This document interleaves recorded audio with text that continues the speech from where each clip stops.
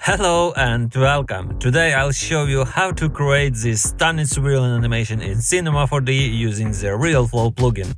It's a simple and short tutorial where we apply a basic technical way to achieve an eye-catching blend of colors. With just a few steps you will be able to craft something truly creative and visual striking.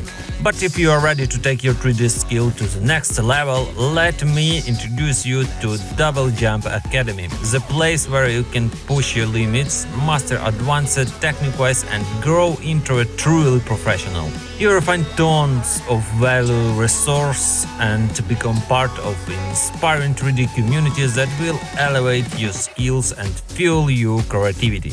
Check out the link in the description and let's start this exciting journey together. Now let's dive in. So let's start with the simple things. I have already prepared model for our video. You can use your own and it will work.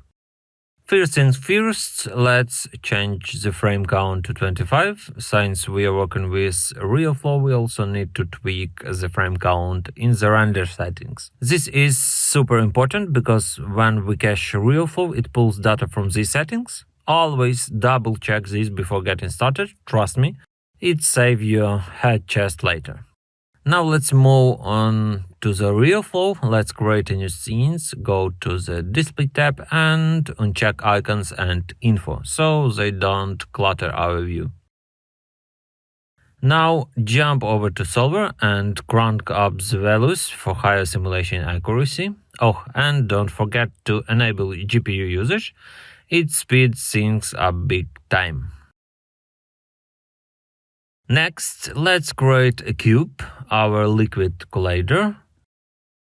Set its size, then make it editable by pressing the C key. Or right-click and select Make Editable. Now go into polygon mode, select the top face and delete it. Raise the cube a little and boom, container is ready. Time to bring in the emitters. We'll create two, one for each flower. Position them in opposite corner of our cube. Now if you press play, you'll notice that liquid passed right through our object. It is not cool. Let's change the duration of the composition. Fix that by right-clicking on the cube, select RealFlow and select Collider. Try again, and it is much better. Now let's hide the cube, increase the particle size and tweak the color to make it more visible in our viewport. Add two demons and add gravity. Also change the fluid type from PBD to viscous and drop the viscosity to 0. And it's perfect. We go back to the beginning and check what we have done. Next, let's make our emitter stop supplying liquid. For this, we simply reduce the size using the case.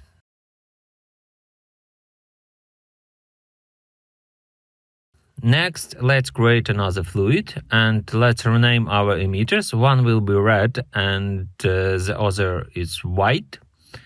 And do the same with the fluid system.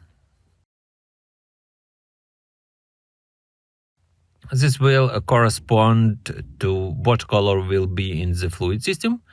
Here we need to check everything carefully because now our emitters take data from only one fluid system, namely from the red one. Let's change the color to avoid confusion, so we put red for the red system and we see that both emitters have changed the color.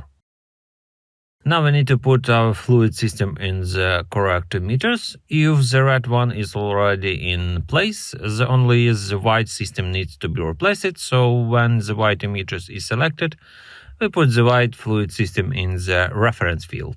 Now, when we press play, we will see that the emitters have different colors, which is what we wanted to do, but now the white fluid does not respond to the object. It's very easy to fix. Just go to Collider tag and add white fluid system.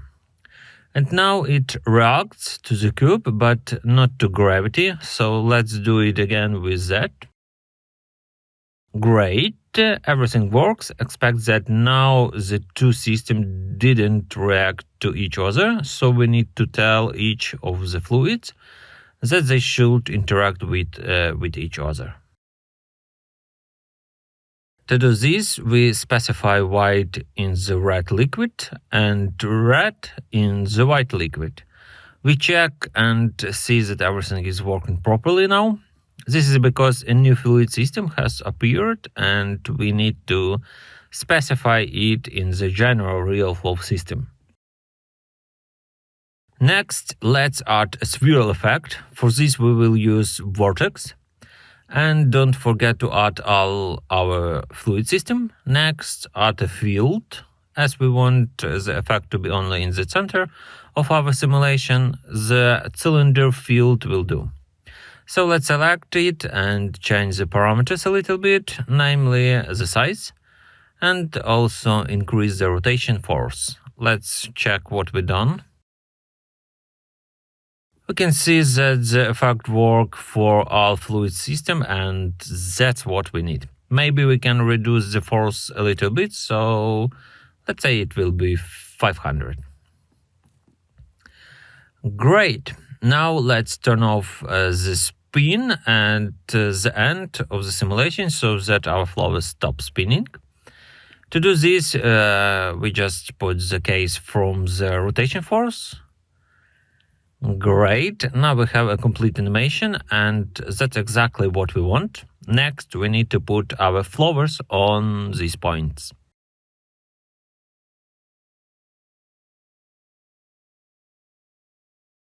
To do this, go to the particle tab and open the sequence particles. Here we need to create two groups, one for red flowers and one for white flowers.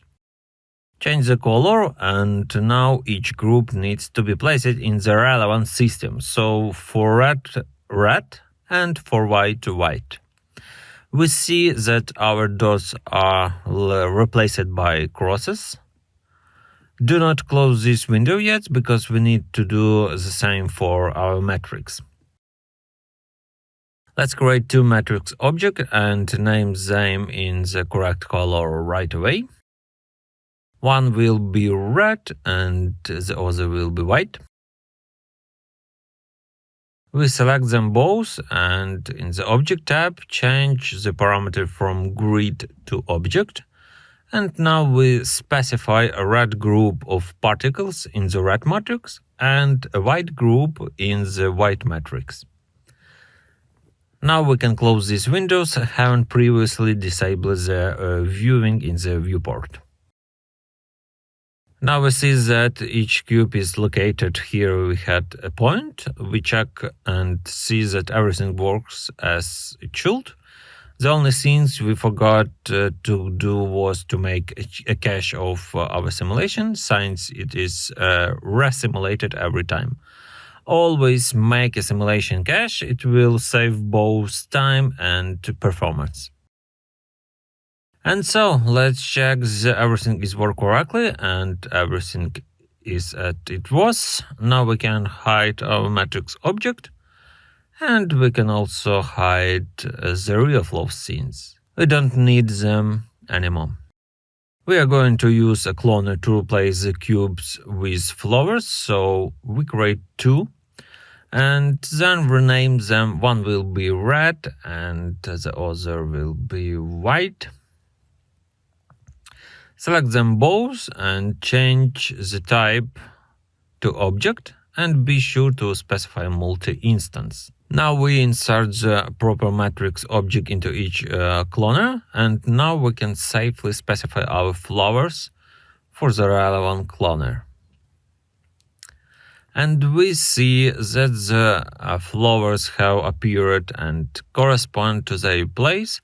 Everything as we wanted. You can also change the color of our cloner in the system, so as not to visually confuse them with each other, so you will be sure where and what is located. As you can see, our flowers are all looking in the same direction, so let's add a little randomness. For this, select both cloner and add a random effector, turn off the position and turn on the rotation and scale parameter. Set some random numbers so that visually we like it, and basically everything is ready and it's really very simple and fast. We just need to set up the render and we are done. This way we get a cool animation and it's very convenient to do it with RealFlow, and in general it's a cool method if we want to make some kind of simulation and make it like a water but not to be water. Like this waterfall, for example, of flowers where they fall like a liquid. A kind of abstract and creative way to show and create something new. And the process of creation is almost the same as we have just explored. Or, for example, the sea, where the waves are flowers that hit the rocks, and it really looks very beautiful and spectacular. So RealFlow is not only about simulation fluid, and it can be used in this way. And the most important thing is that the result will always be interesting and attractive. So it all depends on your imagination and creativity. Take note and create, and be sure to share your result. And hey, if you like this tutorial, subscribe to my channel. If you want access to project file, check out my Patreon. Let's create some magic together. I'll be glad to see you on my Instagram. All the links are in the description of this video, so see you in the next one.